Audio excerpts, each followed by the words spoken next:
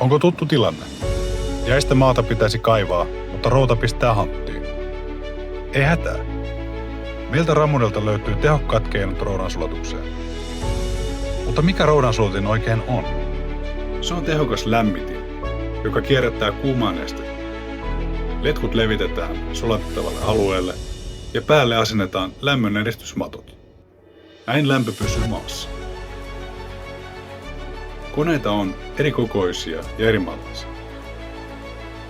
Parhaimmillaan vuorokaudessa saadaan sulatettua jopa 200 neliömetriä maata, noin 40 sentin syvyydellä.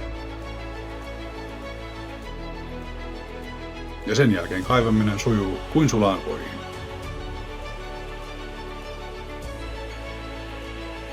Ramudel. Routahallinta.